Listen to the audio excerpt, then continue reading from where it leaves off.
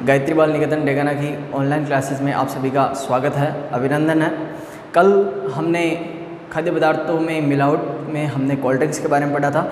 आज हम उससे आगे खाद्य पदार्थों में कौन से खाद्य पदार्थों में मिलावट होती है उनके बारे में पढ़ेंगे और उससे होने वाले दुष्प्रभाव के बारे में। हमें ये जानकारी होनी चाहिए, एक शोध के अनुसार कि कुल जो भी खाद्य पदार्थ होते हैं उनमें से 30 से 40% जो भी हम उपयोग में लेते हैं उनमें 30 से 40% तक की मिलावट होती है। किस किस प्रकार से किन खाद्य पदार्थों में क्या क्या मिलावट होती है उसके बारे में हम अध्ययन करेंगे। तो देखेंगे तो सबसे पहले आती है दूध की बात होती है। दूध की बात करते हैं तो दूध किस प्रकार मिलावटी दूध बनता है। दूध किस प्रकार मिलावटी दूध बनता है। तो ये मिलावटी दूध बनेगा आपके, इसके अंदर क्या क्या मिला दिया जाएगा। इसके अंदर मिला दिया जाए एक तो यूरिया, डिटर्जेंट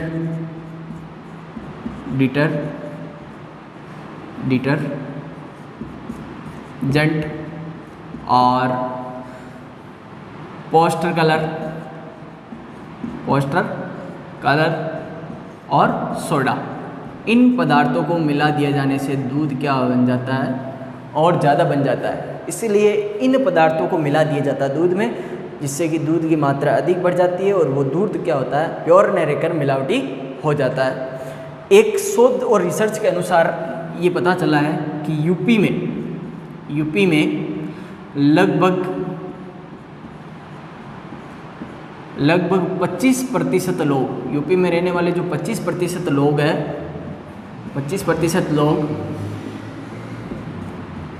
मिलावटी दूध का सेवन करते हैं। मिलावटी दूध का सेवन करते हैं।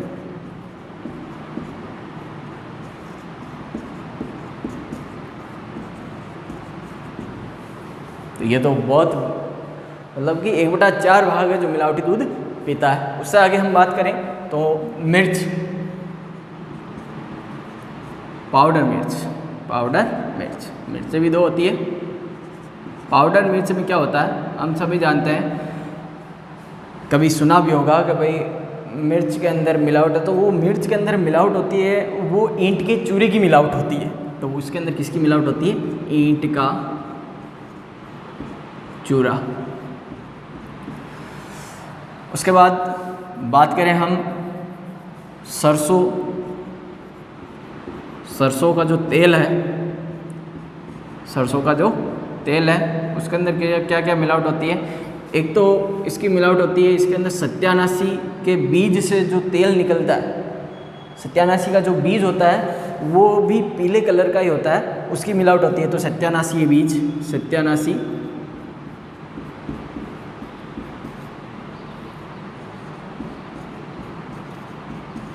के बीज, आर्जीमोन कह दो भाई, आर्जीमोन। और क्या होता है, सस्ता पाम ऑयल।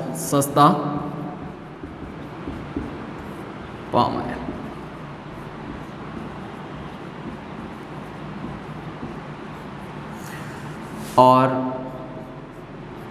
काली मिर्च में क्या मिला दिया जाता है, काली मिर्च में काले दिखने वाले जो पपीते के बीज है वो मिला दिए जाते हैं। काली मिर्च में पपीते के बीज।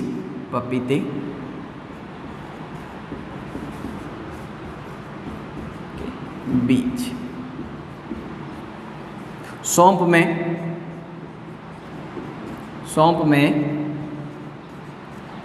कृत्रिम हरा रंग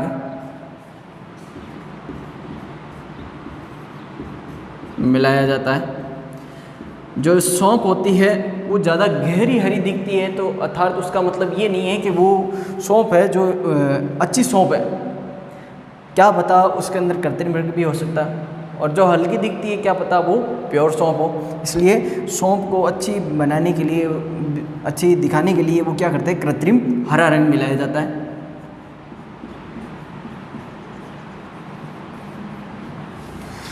और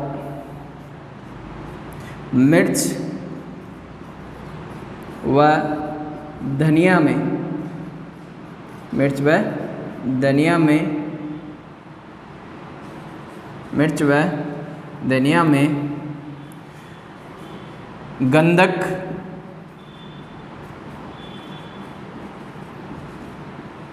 मिलाया जाता है।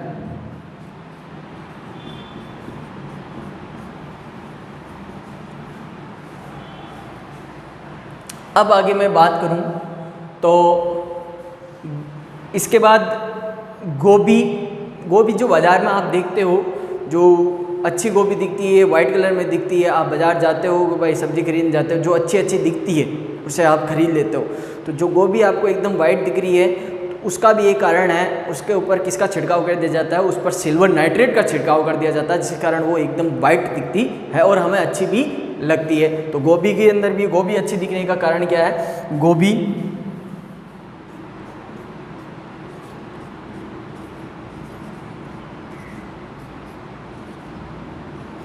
पर सिल्वर नाइट्रेट, गोभी पर सिल्वर नाइट्रेट का छिड़काव करने से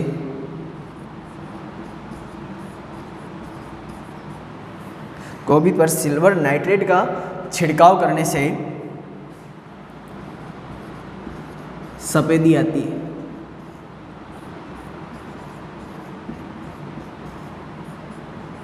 आदि आती है। उसके बाद आगे हम बात करें तो हल्दी,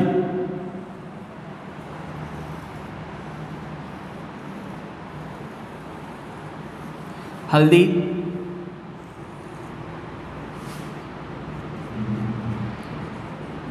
हल्दी के अंदर क्या मिलाया जाता है, हल्दी के अंदर एक तो लेड क्रोमेट मिलाया जाता है, लेड क्रोमेट,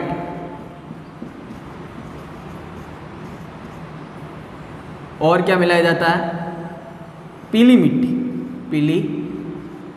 मिट्टी मिलाई जाती है। ये हल्दी में मिलाए जाते हैं। और हम जो बेसन होता है, बेसन के अंदर है जो मक्के का आटा मिलाया जाता है, बेसन में मक्के का आटा, बेसन में मक्के का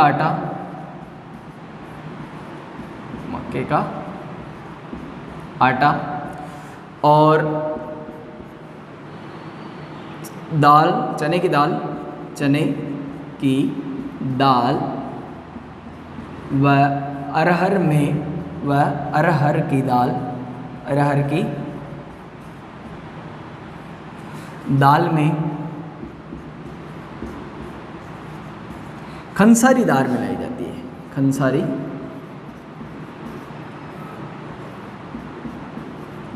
दाल मिलाई जाती है।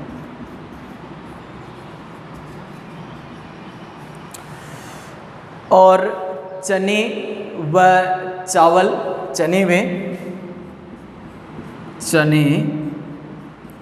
व चावल को रंग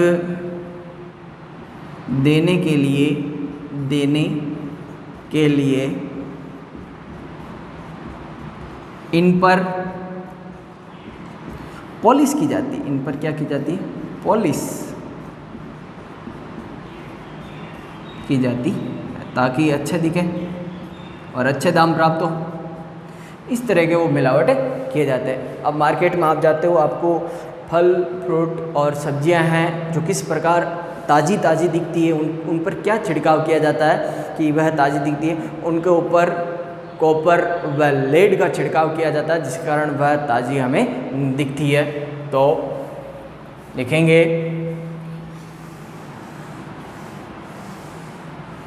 ये ऐसा आपके पीछे प्रश्न बन रखा है 3 नंबर का खाद्य पदार्थों में मिलावट पर लेख लिखी है, तो उसके अंतर्गत हम ये बातें याद कर लेंगे तो एक अच्छा सा अपना उत्तर तैयार हो जाता है। तो हम बात कर रहे थे फल फ्रूट व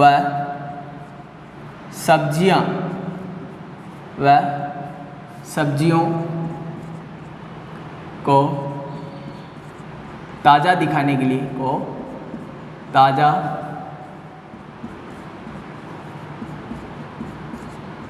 के लिए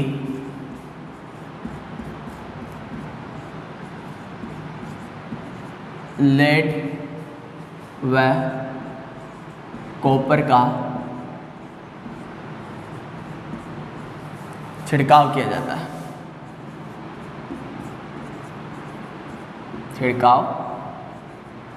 जाता है।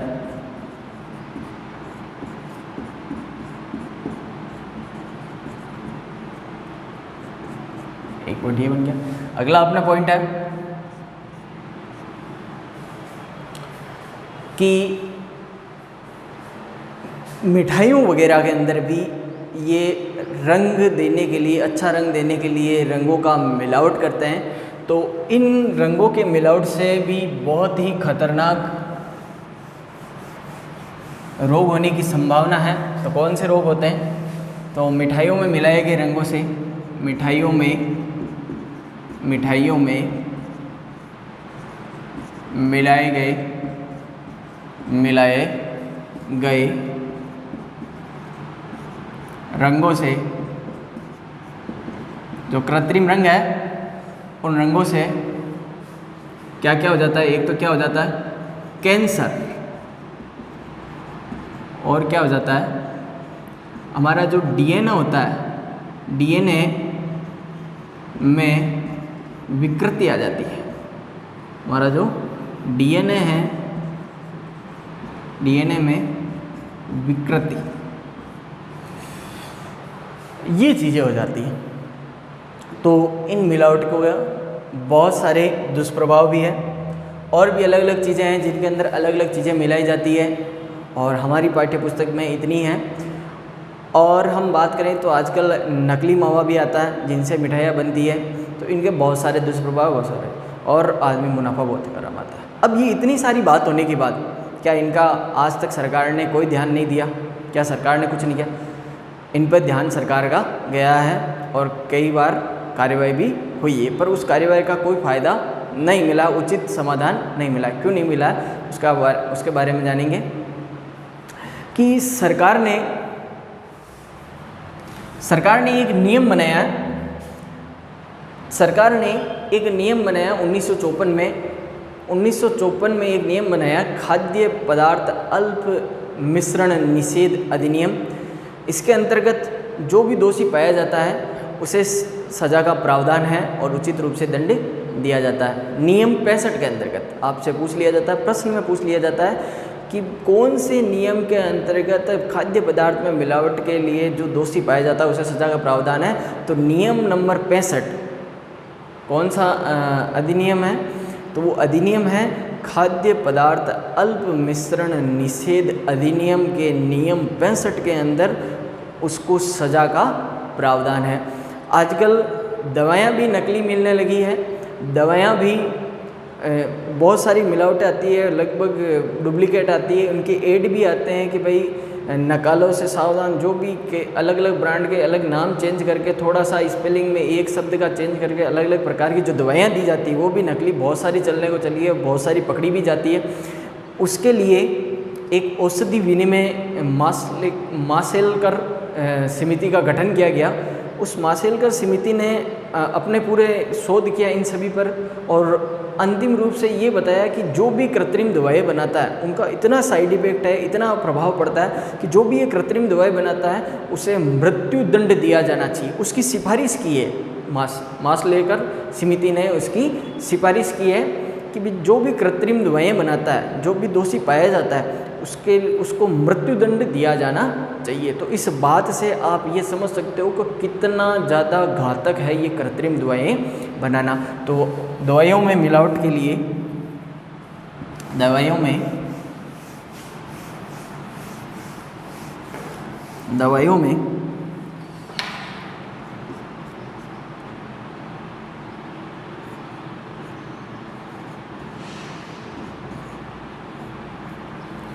नकली दवाइयों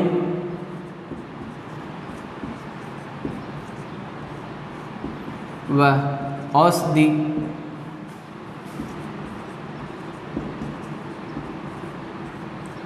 विनिमय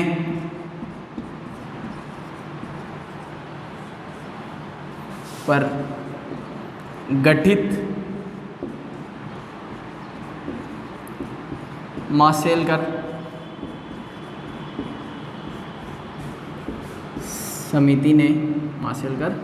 समिति ने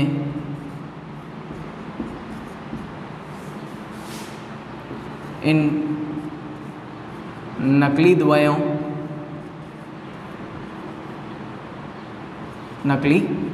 दवाइयों को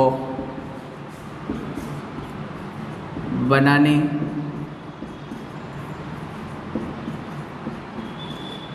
वालों को मृत्यु दंड की सिफारिश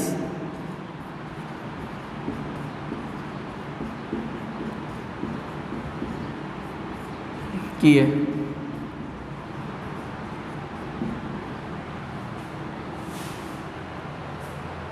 अब सरकार ने जो अधिनियम बनाया है इनके सजा के प्रावधान के लिए, तो सुरक्षित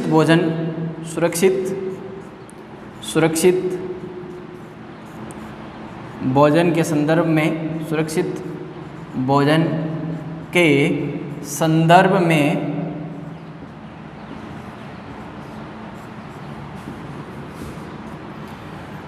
भोजन के संदर्भ में जो कानून है, कौन सा कानून है, प्रश्न बन सकता है। तो वो कानून है खाद्य पदार्थ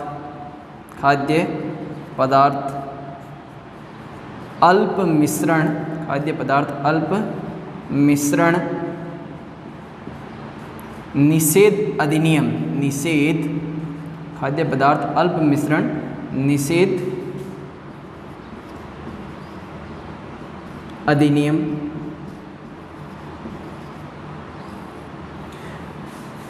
1954 के नियम 65 में खाद्य पदार्थों में मिलावट करने का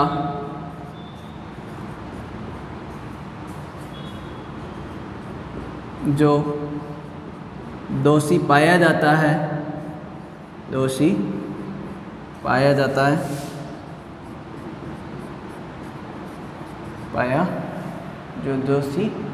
है उसे सजा का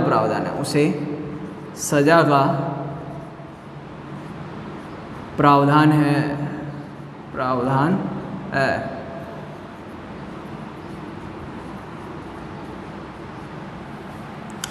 अब सरकार ने ये कानून तो बना दिया, पर कानून हमारे भारत में इतने लचीले हैं कि जो भी दोषी पाया जाता है वो आसानी से किन्हीं ना किन्हीं नियमों के तहत बरी हो जाता है और फिर से इन्हीं धंधों में लिप्त हो जाता है। इसकी कोई ठोस रणनीति नहीं है, इसलिए आज भी इन कानूनों की जो ये मिलावटखोर है वो इनकी धज्जियां उड़ा रहे हैं। आज के लिए इतना ही, क्योंकि हमारा ये चैप्टर है जो समाप्त हो गया है। अब आगे आएंगे हम नए अध्याय के साथ। धन्यवाद।